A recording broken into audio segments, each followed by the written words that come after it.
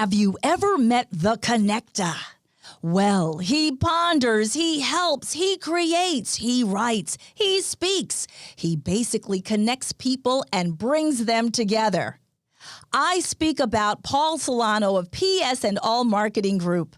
At psandallmarketinggroup.com, you will receive an assembled group of Paul's contacts and connections that cross into many sectors of life. Please contact Paul Solano at 617-240-4130 or psandallmarketinggroup@gmail.com if you are in the market for a wide array of services. Again, please contact The Connector, Paul Solano at 617-240-4130 or psandallmarketinggroup@gmail.com with any questions. And now, here's Paul Solano, the host of Paul Ponders. Welcome to Hashtag Paul Ponders. I've really enjoyed bringing you fun, informative, intriguing, and pondering podcasts. Many thanks to Hashtag PodPro Entertainment. Today's collaborating sponsor, Scott Albertson of Hashtag Project142.org, Riverworks Credit Union, NMLS number 410564, and Remax Renaissance Realty of Reading. Thanks for listening, rating, reviewing, and subscribing. Let Hashtag Paul Ponders begin. Greetings, everyone. Hope everyone is doing well today. I want to thank you for joining us. Today's guest, it's an honor and privilege and pleasure to have Auditor Diana DiZoglio from the Commonwealth of Massachusetts with us today. So, Diana, welcome. Thank you so much for having me, Paul. It's great to be here with you virtually on your podcast. Absolutely.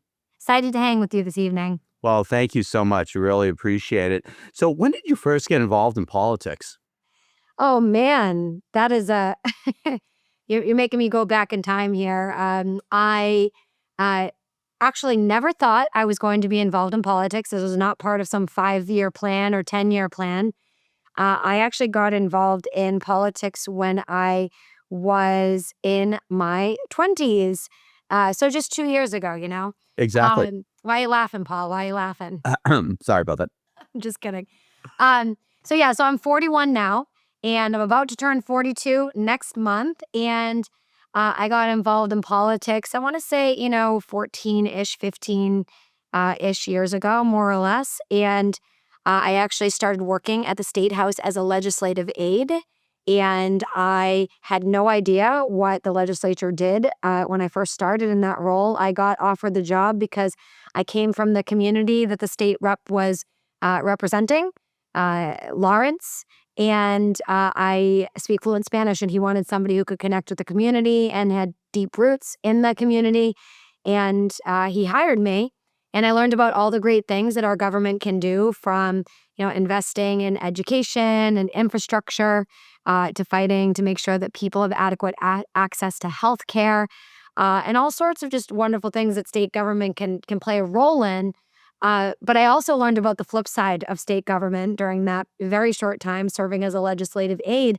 And Paul, I was actually sexually harassed while I was working in our own state house Oh, my word. on Beacon Hill as a legislative aide. And the way that they thought it was appropriate to deal with that harassment back then was to fire me and then require that on my way out the door, I sign away my right to speak about that harassment up on Beacon Hill.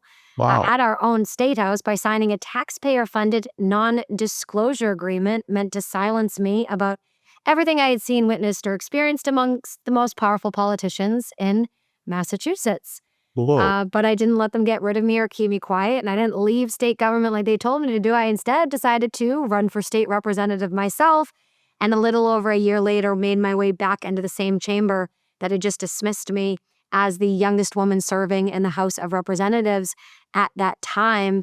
And I ended up fighting as a state representative and then subsequently as a state senator for transparency, for accountability in how Beacon Hill does business. I shined a light on how those taxpayer-funded non-disclosure agreements, your tax dollars, were going towards silencing people about abuses in state government, not just harassment, but all types of abuses can be hidden in our state government with our taxpayer dollars actually funding the cover-up. I shined a light on those issues and many more issues around transparency and accountability for 10 years as a state legislator. I served as 6 years as a state representative and then 4 years as a state senator. And then recently in 2022 was very humbly elected to be the state auditor for the Commonwealth of Massachusetts, representing 351 cities and towns, and have been using the platform of state auditor to really fight for justice for our communities and for increased access to what's happening up on Beacon Hill and across state government by shining a light as your state auditor in the dark places of state government, fighting for efficiency, fighting for effectiveness, and making sure that we know how our tax dollars are being spent and ensuring that there's increased accountability to ensure that those tax dollars are spent in an appropriate manner. So I've been doing this work and I've been really humbled to have this opportunity to do this work. And I'm so grateful just to be able to come on the show to be able to talk about some of that. Wow, I'm totally blown away, Diana. I've known you for quite a few years. We met many, many years ago at the Feast of the Three Saints on Labor Day weekend. And I've done a lot of work in the nonprofit world. And I know that you've done a little work in the Yeah, thanks for your nonprofit world. service. It's Thank not you. easy, my friend. It's Oh, not. it really isn't. It really isn't. But it's really all about just getting to what the mission is, the mission of the charity, the nonprofit, and all. And it's just something that we've recently worked over the past few years with our dear friend Kevin Childs Yes. on Boston Bruins alumni games. And we've worked with that, raising money for the Boston Bruins Foundation. And I had no idea that what you have endured and what you went through. This is totally news to me. Yeah, it's the story of so many, Paul, across, unfortunately, not just state government, but across all sectors, right? Is Mm. just people dealing with challenges in the workplace and, needing to find a way to stand up to the powerful and the privileged about abuses of the powerful by the privileged. And, it's a story of so many workers and so many folks who are trying to navigate their way through those spaces. And, I have to tell you, I never thought I was going to be the state auditor. Contrary to popular opinion, I wasn't hanging out in the fourth grade, fantasizing about auditing government entities. I thought I was going to be a singer and running a youth center right now. And it's interesting because I do sing all the time now, every opportunity I get, because, I'm passionate about it. I still love it. Um, and I did actually get to use my time in the state legislature to secure funding for our local youth center project in Methuen, which I'm very Hmm. passionate about that as well. But look, God had different plans for me, and I followed God's lead and really, invested in what I felt was the right thing for me to be doing at this time and through the last several years. And it led me to this place where, I'm doing something I never thought that I would be doing. And I get to help a lot of people in the Commonwealth in a way that I, never thought was really something that was helpful. I never looked at audits like, oh man, like auditing and auditors, they're like folks that like help people in the community, right? You think, oh, they crunch the numbers, they cross the T's, they dot the I's, they, look at the financials. But actually, in the Office of State Auditor, and we have roughly 200 people that work in our office across the state of Massachusetts, our auditors, they work hard every day to help people in our communities. They don't just look at the taxpayer dollars themselves and whether or not, those financials are lining up perfectly. They do look at that, but they also look at performance, process, procedures, and programmatic effectiveness or ineffectiveness. And they tell different state agencies where there is room for improvement. And I'll just use, look, the MBTA. Everybody knows that the MBTA has been riddled with challenges year after year after year. And, it's been through various administrations, not just one administration has had challenges with the MBTA. The MBTA has really never properly served the residents of this Commonwealth, I would argue.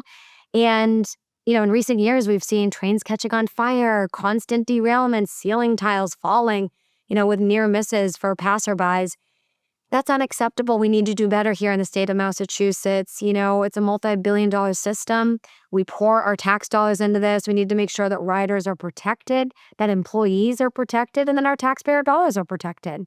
So we audited the MBTA recently. We put out a series of multiple reports that highlighted ways to improve service at the MBTA. We audited contracts that they had entered into. We shined a light on inefficiencies regarding a lack of training on, you guessed it, safety in one of their contracts that they had with a private company out of Kentucky who is charged with doing station checks. We found that station checks weren't always happening.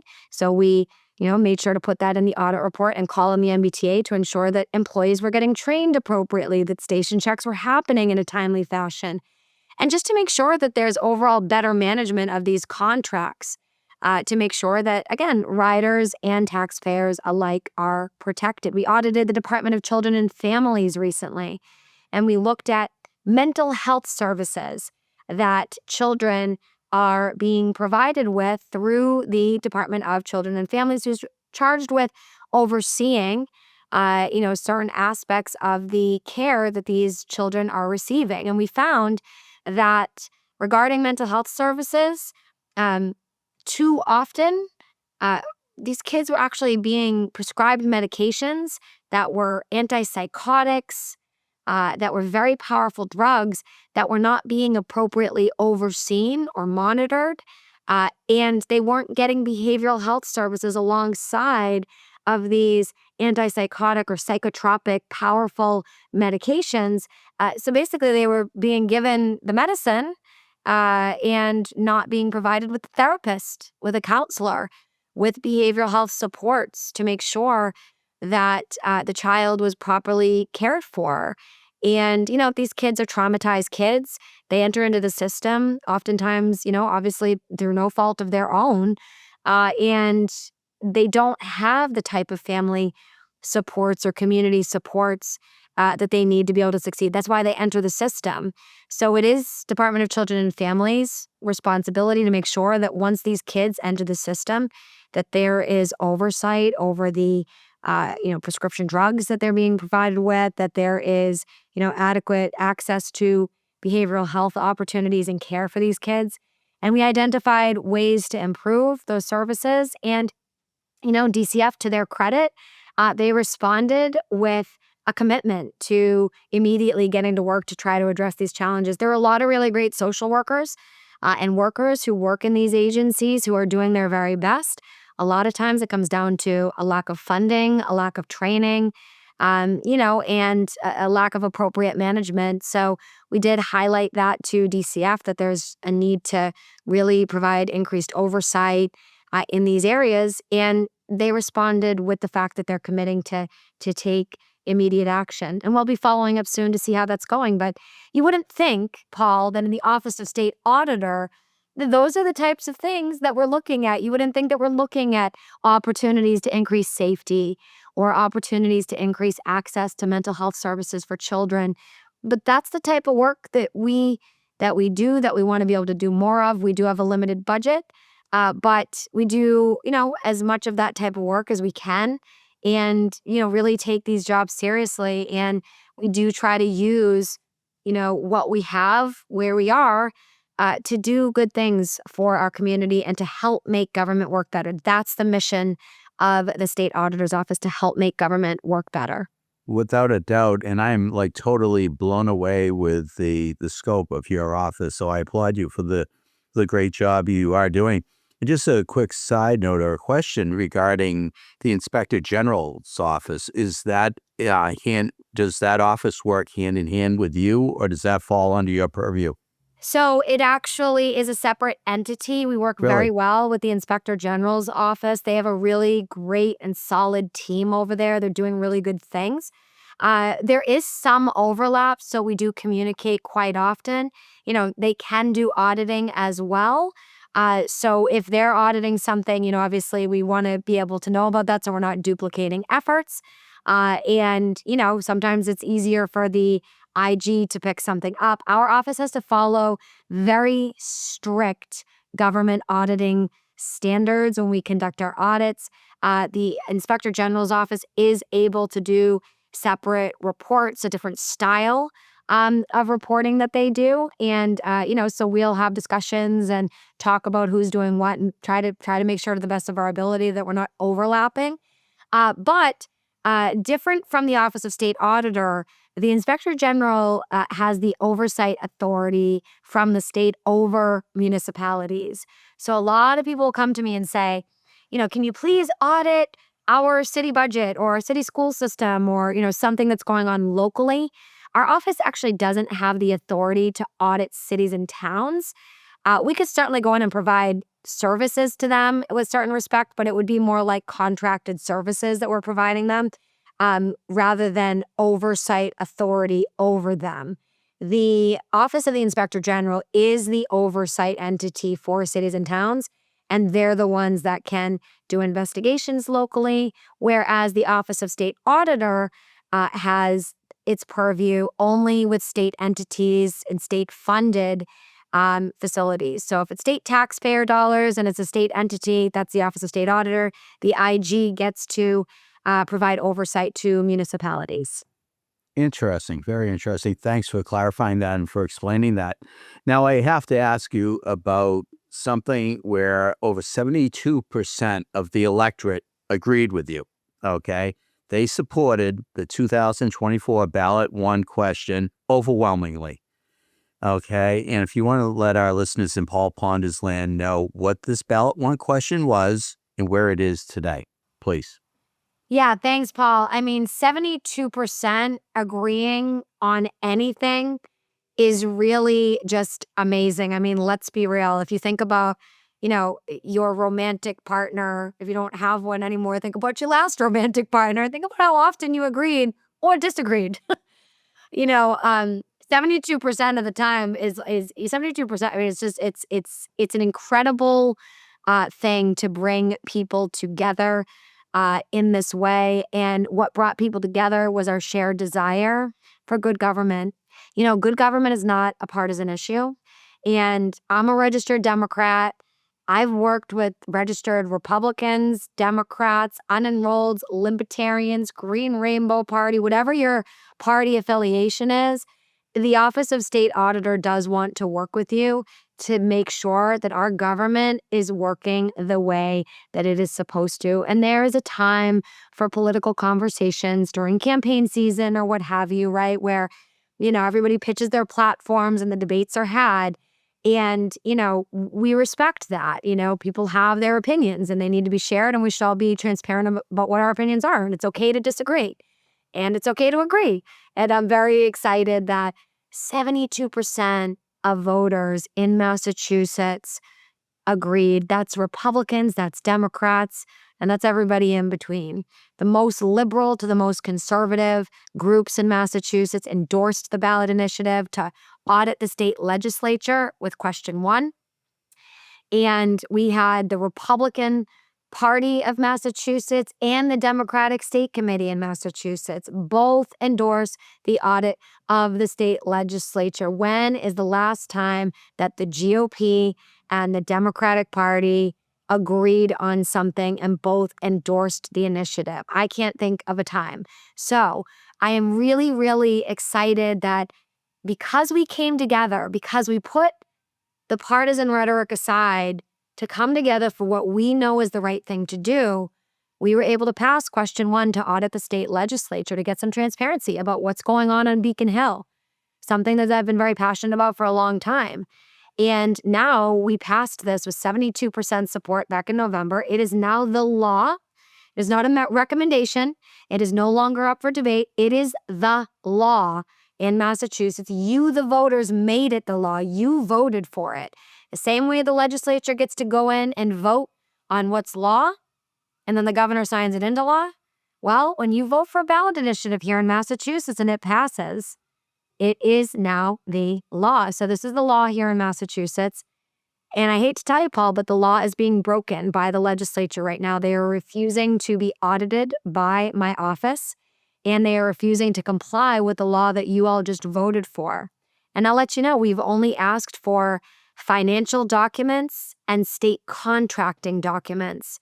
High-risk areas in the state legislature where we feel people are concerned and they want to make sure that their finances, that their taxpayer dollars are being spent appropriately, that contracting is being executed appropriately. We've looked in different state agencies and we've actually found that no-bid contracts in the hundreds of thousands of dollars were given out unlawfully. We don't know if that's happening in the state legislature, if the unlawful execution of state contracts using your taxpayer dollars are being doled out to people when they shouldn't be. And if we are, actually having a lawful and ethical process regarding state contracting in the state legislature. We can't get access to basic financial receipts that are a matter of public record for all other state entities who are required to follow the public records law. If you come to my office and you ask for financial information, we're required by law to demonstrate that for you. State legislature exempts themselves from the public records law here in Massachusetts, and now they're trying to violate the audit law that you just voted for. Where does it end? Where does it stop? It's unacceptable, and if you have nothing to hide, why would you ever refuse an audit? We're not the FBI. We don't walk into people's offices and toss desks and take cell phones. We don't have that type of authority, nor would we want to do anything like that. We're just trying to look at the process, procedures, and information that is relevant to an audit to make sure that we can draft a report, put that report out there to you, the tax-paying residents of the Commonwealth, so that you can be informed about how your tax dollars are being spent, and so we can increase accountability up at the State House that we as taxpayers fund. And to be denied access to information about how our tax dollars are being spent, it's absolutely unacceptable, Paul, and it's deeply disturbing on many levels that any elected official would think that it's okay and acceptable for them to break the law and withhold information from tax-paying residents of the Commonwealth that has to do with their taxpayer dollars and how they're being spent. Wow. So we have essentially, unfortunately, rather than having a democratic style of governance and a democratic process here in Massachusetts, we have instead a tyrannical form of state government and more of an authoritarian regime operating at the State House and the state legislature. And I know that's, a very strong way to describe it, but that is the unfortunate reality. When you have the Speaker and Senate President refusing to comply with the law and saying things like, and I quote, compliance is in the eye of the beholder, when it comes to the law, that is a really scary place to be in. I don't know any of us who would get pulled over by a police officer, for example, going 120 miles an hour in a 30 and get to look at that police officer and say, oh, excuse me, compliance is in the eye of the beholder. I'm not going to comply and there's nothing you can do about it. But that's what the Speaker is saying to the general public right now, that, he just believes that compliance with the law is in the eye of the beholder, and therefore he's going to continue to break the law. And you know what, Paul? He's not really scared that anyone's going to do anything about it, because right now the Attorney General is refusing to take action on this. We have over 150 pages of communications with her office, repeatedly asking for her support, trying to give her, all of the answers that she needs to her many, many unending questions about why we want to settle this legal dispute in a court of law. And honestly, the Attorney General is doing this, I believe, with the intention of keeping us out of court. She will not even state that she is willing to represent my office or represent the people. She will not state that lawmakers need to start following the law. And she has repeatedly, decided that she's not going to make a statement about that she's going to say that, she supports the audit, but then she's not going to do anything to help us to ensure that the law is enforced. And that's the job of the top law enforcement officer in the state of Massachusetts, which is the Attorney General. I'm not an attorney, so I cannot really, see why she believes I should draft her legal analysis for her. I am the auditor of the Commonwealth. It's my job to audit. We're doing our best to give them the answers they need, the information that they believe that they need, to be able to say that they are willing to enforce the law and that they're going to enforce the law. But essentially, she's, making excuses for why she's not enforcing the law and dragging this out. And I do believe that it's to keep us out of court. And, I would love to hear the Attorney General come out and say that the law needs to be followed and that lawmakers need to follow the law and that they need to give us these documents. But she's been unwilling to do that. So this is being stalled. The AG's office is blaming our office for not drafting and coming up with her legal analysis for her. We've done our best. We're not the Attorney General's office. We are seeking help from the Attorney General's office because they are supposed to be the people's attorneys and they are supposed to be defending the people of this Commonwealth. And we haven't been able to get that to occur, no matter how much we advocate, no matter how much we call. So we are at this point asking for the Attorney General to state, we've been asking for months, to state if she is willing to represent us, which clearly she's not, that if she is not willing to represent us, that she does need to afford us the opportunity to get our own attorney, because we do need that to be done through the Attorney General's office. It's the way that the law is written here in Massachusetts. We're supposed to go to the AG's office. We need her to allow us to get a special assistant attorney general of our choosing to represent us in court. But she's refusing to even allow us to get our own special assistant attorney general. So we are in this place right now of waiting, and people keep asking me why we haven't done the audit.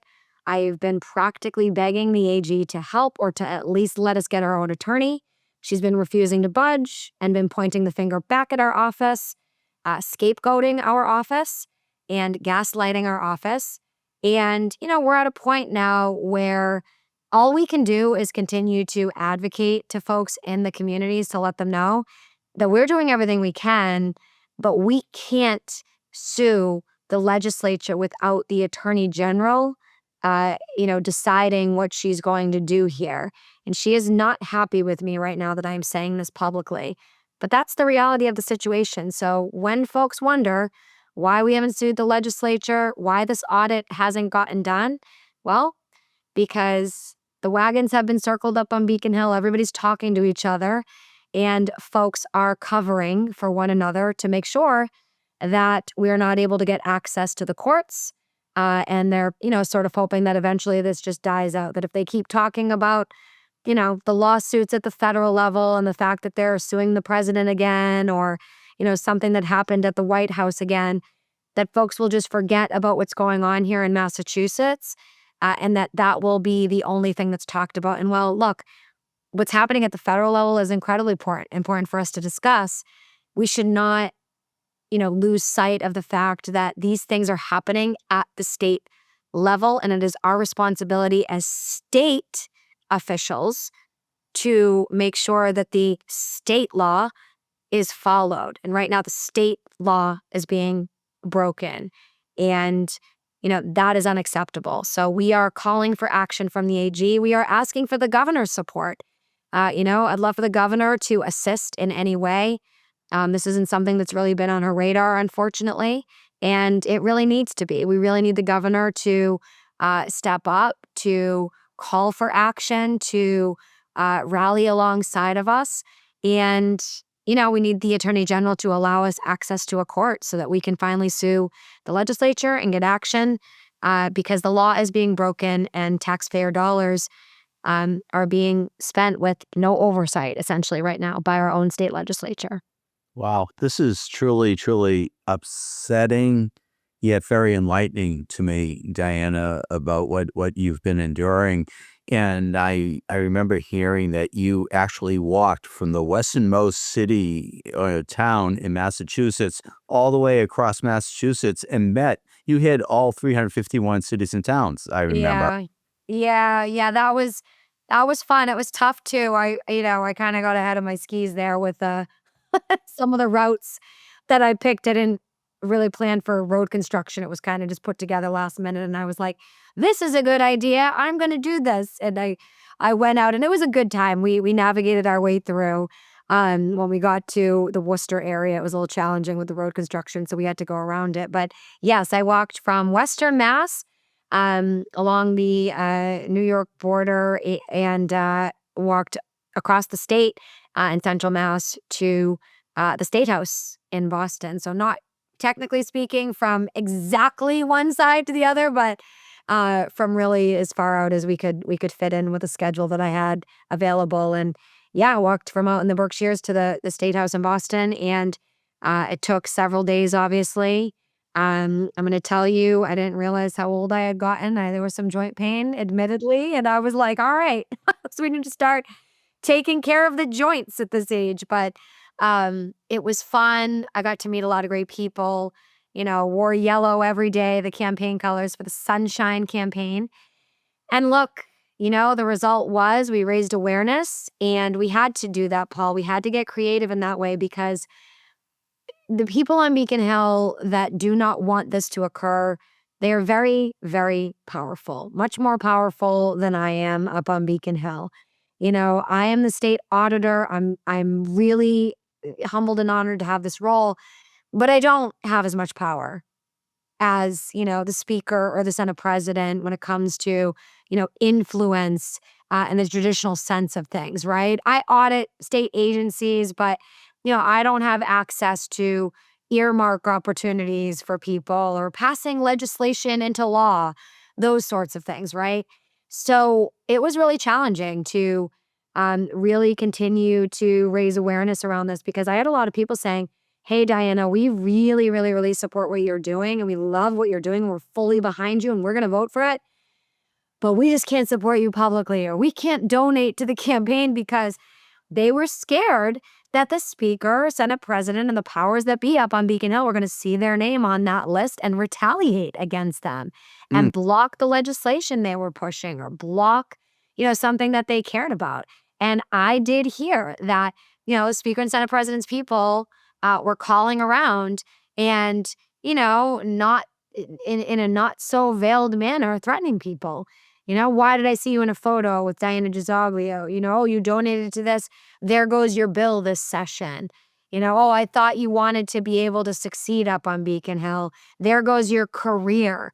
Things like that were being said during this time period to people. And, they think that that's all part of the game up there and that they have a right to do that and they have so much power that they don't need to care about how that looks or how that makes people afraid of advocating for what they stand for.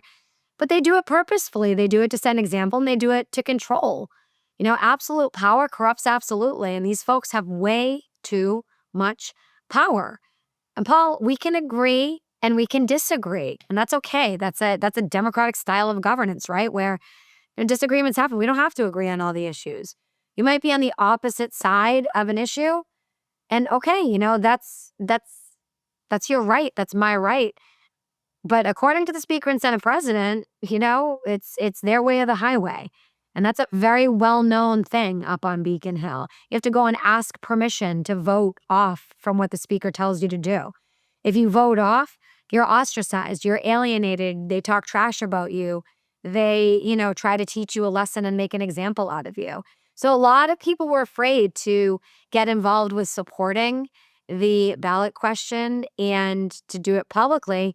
So yeah, it was really challenging. And I chose to walk across the state because I figured, this is something that's, crazy enough that the press might pick it up and, write about that we're walking across the state and where are we and what are we doing? And are they kidding? They're doing this campaign where she's walking across the state.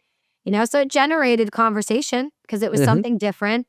And, in generating that conversation, it raised awareness. Right. And it was a creative way to raise awareness. And it did raise awareness. And we got some awareness raised about the campaign without necessarily being able to continue to bring in those higher dollar donations that other campaigns were able to bring in because they weren't a direct affront in the speaker and Senate president's mind to Beacon Hill. And, I say all the time, look, I served in the legislature for 10 years. I love the state legislature. I have a lot of friends in the state legislature that I actually really do care about. And I love them as humans, and their, conversations with me recently have been very awkward. They're scared to talk to me. They're scared to be seen with me. It's hard because, speaker and Senate president view transparency and accountability as though they are affronts to them personally. They view this audit as though it's an affront to them personally, that it's a challenge and a reprimand to them personally. It has nothing to do with these folks personally. It has to do with getting access to how our taxpayer dollars are being spent and increasing, transparency so that systems are functioning better to help make government work better for those it's there to serve. And shame on anyone who turns an audit into some personal threat to themselves and then, wages a war against an audit of our taxpayer dollars. That is wrong. That is wrong. You can love your legislator and also love transparency. You can love your legislator and also want to make sure an audit gets conducted. And shame on anyone who tries to manipulate their way out of this audit or, personally insults anyone who's associated with this audit. We've had a lot of personal insults come towards our office. Our staff has dealt with really shameful behavior by some legislators, the way they've treated our office staff.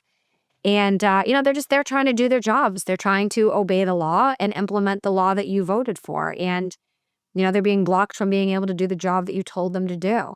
So we would like to be able to do our job. We'd like to get this audit done. We don't have the ability to cut funding like what you see at the federal level.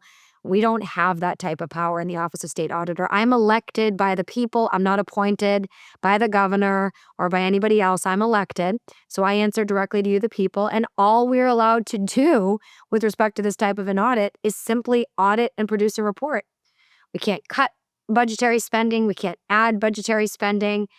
Really, we just are there to audit. So what is the problem? If there's nothing to hide, open up the door, let the sun shine in, and let's get this done. Enough with the antics, enough with the law breaking, and enough with the excuses.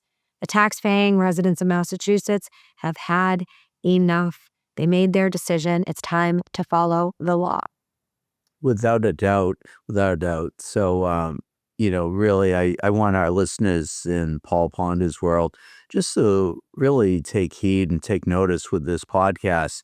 We have not had a politician on. We have had an elected official who truly, truly cares and has, in fact, made an impact in so many lives in just bringing transparency to state government and to life. So what do you think the future has in store for Diana DiZoglio? Oh man, if I could remember what my schedule was like this week, I'd probably have a better answer for you, Paul. But look, I get asked this question quite often these days, and I think that the profile of the office has really been raised. And that naturally causes people to ask what's next. It's like you start dating someone and immediately it's like, well, when are you guys getting married? Then you get married. When are you guys having kids? And I think that it's totally natural for people to ask, what's in store? What's next? What are you planning for? But full honesty here, I get this question a lot. I am focused on doing my job right now, and I know, next year is an election year, so I have to start thinking about this at some point sooner rather than later. But right now, it's not an election year. I'm focused on doing the work of the people and making sure that these audits get done, that they get done in a timely fashion, and that I am seeing this issue through. I want to make sure that this issue is followed through on, that I am following through on making sure that this issue gets resolved. I want to make sure we get access to court.